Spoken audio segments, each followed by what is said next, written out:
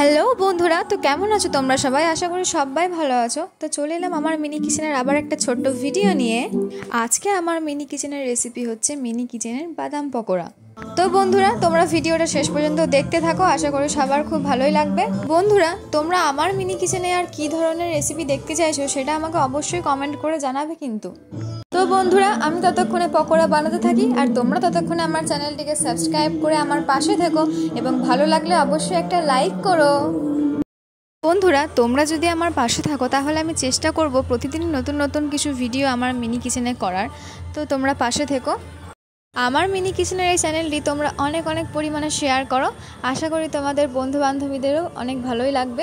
তোমাদের সাথে গল্প করতে করতে আমার বাদাম পকোড়া প্রায় কমপ্লিট। তো তোমাদের কেমন লাগলো অবশ্যই কমেন্ট করে জানাতে ভুলো না কিন্তু। তো চলো, দেখা হচ্ছে নেক্সট মিনি ভ্লগে। আজকের মতন টাটা।